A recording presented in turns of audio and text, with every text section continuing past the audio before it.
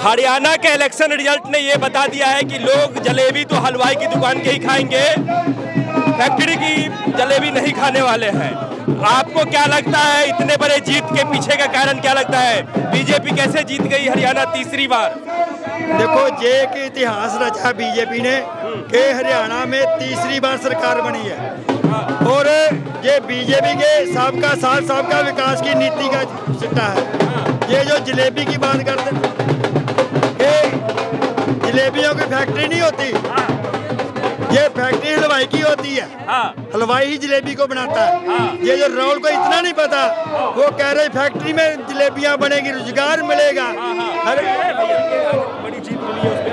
और उसमें यही था, ये हलवाई जलेबी हलवाई की होगी और ये भारतीय जनता पार्टी के विकास की जीत है और ये कांग्रेस को पच नहीं रही। अब वो ईवीएम को दोष दे रहे हैं। जहाँ ये जीतते हैं वहाँ ईवीएम ठीक होती है, तो जहाँ ये हारते हैं वहाँ ईवीएम को दोष देते हैं। ये तो कांग्रेस वाले तो कह रहे हैं कि हम ये हार स्वीकार ही नहीं करते और बीजेपी की जीत भी नहीं मानते हैं हम, क्योंकि ये लोकतंत्र की जीत नहीं है, ये कि यंत्र की जीत है। ये ऐसा ये लोकतंत्र की जीत है। इसका जात पात धर्म के नाम पे बांटने का, आरक्षण के बंद करने के जो बातें थी ना, वो लोगों के ऊपर असर नहीं करा। कह रहे कि किसान इतने नाराज थे फिर भी कैसे जीत गई भाजपा हरियाणा में? कोई किसान नाराज नहीं है। आप लोग भी नाराज नहीं थे? नहीं, मैं बताता हूँ, जिन किसानों के खातों में सीधे पैसे जा रहे हैं वो नाराज क्यों होगा? अच्छे बीज दिए जा रहे हैं, अच्छी खाद दी जा रही है, MSP का रेट ज्यादा से ज्यादा दिया जा रहा है, कोई नाराज नहीं है। इसलिए ये जो जीत है मोदी जी के विश्वास की जीत है, अमित शाह जी की चाणक्य नीति का जीत है। अच्छा, एक बात बताइए कि अगर इतना बड़ा जीत हुआ है, आज तक हरियाणा के इतिहास में तीसरी बार कोई नहीं जीत पाया, तो सबसे बड़ा कारण क्या हो सकता है इसमें? चूंकि दोनों तरफ से ही जितनी पार्टियां थी सबने अपने दमखम दिखाए, लेकिन कहाँ लग रहा है कि कहाँ कांग्रेस कमजोर कहाँ पड़ गई, कैसे हार गई? देखो, सबसे बड़ा इसका ये था कि ये लोगों को जात पात के नाम पे बांट रही थी, किसी को दलितों का ये अपमान कर रही थी, वहाँ पे किसानों को गलत प्रचार कर रही थी और किसान बीजेपी से खुश था। इसलिए सबसे बड़ा फैक्ट यही रहा कि लोगों ने ना जात पात में बने, ना धर्म के नाम के बने, उन्होंने मोहर लगाई तो विकास के नाम पे मोहर लगाई।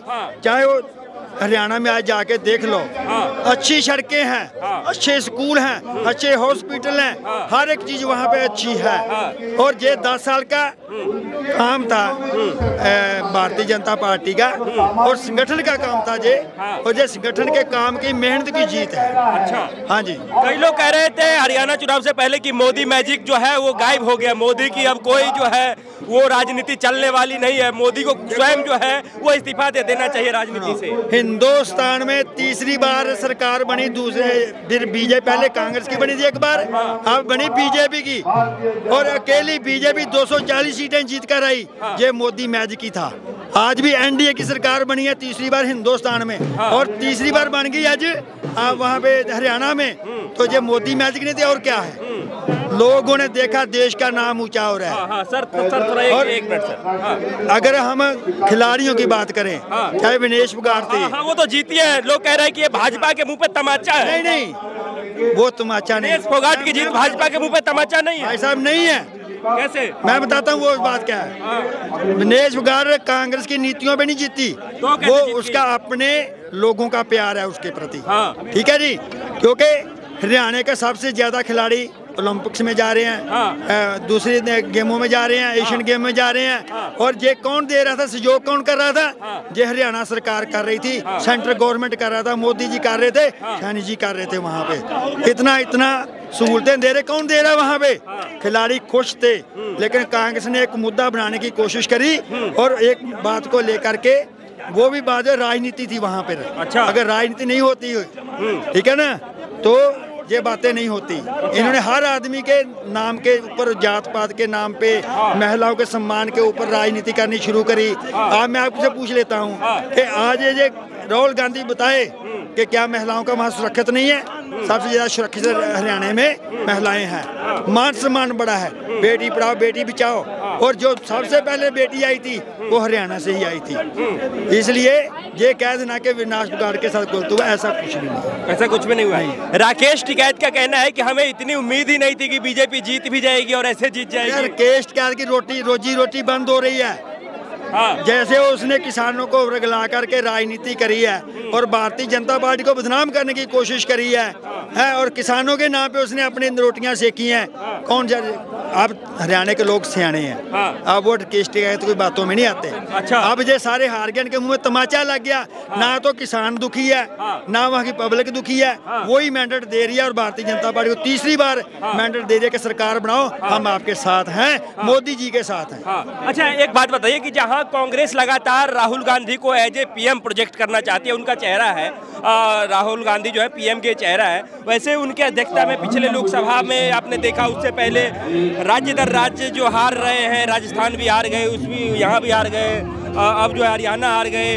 आपको क्या लगता है कि अब इस हार के बाद राहुल गांधी की पीएम पद के चेहरा के लिए वो सही व्यक्ति है? पहली बात तो ये किसी स्टेट का मुख्यमंत्री बनने के भी लायक नहीं है। कौन? राहुल गांधी? हाँ, देश का प्राइम मिनिस्टर तो बात ही अलग है, ये बन ही नहीं सकता कभी। जो इंसान है मोहब्बत की दुकान के ऊपर नफरत फैला रहा हो, समाज को बांट रहा हो, देश को बांट रहा हो, देश को नीचा दिखाने की कोशिश कर रहा हो, और बाहर देशों में जा करके कभी सिखों को बदनाम कर रहा हो, कभी किसी को हिंदुओं को बदनाम कर रहा हो, और जब जरूरत पड़ती है कभी मंदिर में चला जा, कभी कहीं चला जा, तो ये चीफ मिनिस्टर के भी लायक नहीं है। आप तो प्रधानमंत्री की बात कर रहे हो, वो राहुल गांधी चीफ मिनिस्टर के भी लायक नहीं लायक नहीं है। उसको इतनी समझ नहीं है, जो आदमी ये कह रहा है कि जलेबियों की फैक्ट्री लगेगी, उसको ये नहीं पता कि जलेबी हलवाई बनाता है, ये फैक्ट्रियों में नहीं बनती, ये ताजा जलेबी हलवाई बनाता है, वो खाता है। अच्छा, आप क्या कहना चाहेंगे सर? जो राहुल गांधी जो जलेबी का वो दे रहे हैं ना, राहुल गांधी जी की राजनीति तो खत्म हो गई है। अच्छा। अब वो कह रहे हैं कहीं ना कहीं जलेबी की दुकान ही खोल लूं, तो उन्होंने सोचा पहले खेत में एक्सपेरिमेंट कर लूं। उन्हें पता ही नहीं कि कढ़ाई में जलेबी बनती है। लेकिन खैर जनता ने तो कह दिया कि हम हलवाई की दुकान की जलेबी खाएंगे भाई साहब, हम जो है वो क्या कहते हैं फैक्ट्री की जलेबी नहीं खाएंगे। नहीं, वो हम हलवाई की दुकान की खाएंगे, फैक्ट्री की नहीं खाएंगे। फैक्ट्री में तो मिलावट होती है, और कांग्रेस में मिलावट है, और मिलावट ही इन्होंने किया है। और राहुल बाबा तो अभी पैदा ही नहीं हुए, उनको तो बोलना ही नहीं पता, उन्हें बोलना क्या है। वो प्रधानमंत्री का दावा करते हैं, वो चीफ मिनिस्टर लायक नहीं है, वो सांसद लायक नहीं है। ये तो जनता बगला के उन्होंने पता नहीं कैसे सांसद भी बन गए। अच्छा सर, एक बात बताइए, कांग्रेस कह रही है कि ये हार मैं स्वीकार नहीं करता हूँ और बीजेपी के जीत को मैं मानता ही नहीं हूँ, क्योंकि ये लोकतंत्र की जीत नहीं है, ये यंत्र की जीत। ये लोकतंत्र की जीत है। ये इसलिए अर्थात हो गए कांग्रेस कहते हैं ना, सियानी बिल्ली खम्भा नोचे। अब उनको कुछ दिख नहीं रहा, विपक्ष में भी कुछ नहीं है। कभी ये संविधान का बात करते हैं कि संविधान खत्म हो गया, कहाँ का संविधान खत्म हो गया। आज तीसरी बार हरियाणा में बीजेपी को, भाजपा सरकार को, मोदी सरकार को चुन के हरियाणा ने साबित कर दिया कि हम भाजपा परिवार के साथ हैं, ना कि कांग्रेस के साथ हैं। अच्छा, एक बात बताइए कि इस जीत का श्रेय जो है, क्योंकि कई लोग कह रहे हैं कि योगी आदित्यनाथ ने जो है वो मोर्चा संभाले रखा, उन्होंने जो बात कही कि बटोगे तो कटोगे, क्या इस पे जनता ने मोहर लगा दिया? योगी बिल्कुल मोहर लगा दी, बिल्कुल मोहर लगा दी है। ये भाजपा ये संगठन की एक जुट की ताकत है, ये मोदी का साथ, सबका साथ, सबके विकास की ताकत है। सारे देश को साथ लेकर चलना, हर परिवार को साथ लेकर चलना। आपको भी लगता है कि योगी जी ने जो कहा था कि बटोगे तो कटोगे, वो उन्होंने सही कहा था? उस पर जनता ने सही कहा था, बिल्कुल सही कहा था, बटोगे तो कटोगे। ये कांग्रेस 65 साल से यही काम करती है, ये बांटती रही और काटती रही है। तो बिल्कुल योगी जी ने सही कहा, बटोगे तो कटोगे। हमें बचना चाहिए, हमें ऐसी गंदी राजनीति से बचना चाहिए। और अब ये कांग्रेस खत्म हो गई है, इन्हें बोरिया बिस्तर बांध के इटली चला जाना चाहिए। अच्छा, हाँ जी। अच्छा, एक बात बताइए कि सर, आप दोनों लोगों से ये क्वेश्चन है कि हरियाणा में किस प्रकार के मुख्यमंत्री की मांग जो है वो सही रहेगी? किस प्रकार के मुख्यमंत्री होना चाहिए हरियाणा में? देखो, आज जो हरियाणा के मुख्यमंत्री नायब सैनी जी हैं, उनके नाम अध्यक्षता में ये चुनाव लड़ा गया मोदी जी के संरक्षण में, तो जिसका नाम है क्या योगी जैसा मुख्यमंत्री चाहिए हरियाणा में, या फिर वो ठीक नहीं रहेंगे इस प्रकार? बिल्कुल, जो बोल्ड डिसीजन लेना, जो अन्याय के खिलाफ बोलता हो वो होना चाहिए। और मेरे को आस है कि आने वाले समय सैनी जो है ना, नायब सैनी जी है ना, जो वो भी ऐसे बोल्ड डिसीजन लेंगे और जो जुल्म के खिलाफ और जालिमों के खिलाफ डिसीजन होने चाहिए। अच्छा, आपको भी लगता है कि योगी जी जैसा सीएम होना चाहिए हरियाणा में? बिल्कुल होना चाहिए, हर स्टेट में योगी जैसा सीएम होना चाहिए। लेकिन लोग तो कहते हैं कि वो मुसलमानों के दुश्मन है, उनको किसी का दुश्मन नहीं है, ये गलत बात है। वो झूठ के दुश्मन है, जो लोग गलत कर रहे हैं उनके दुश्मन है, वो उनके दुश्मन है, वो किसी के दुश्मन नहीं है। चाहे वो मुसलमान है, चाहे हिंदू है, सिख है, अगर वो गलत करे उसके दुश्मन है, वो अशांति के दुश्मन है। तो फिर बुलडोजर कहते हैं कि सिर्फ मुसलमानों के घर नहीं, सब पे चला है, सब पे चला है। अगर दुबे को देख लो, अगर दुबे ने गलत किया तो उसके यहाँ भी चला है।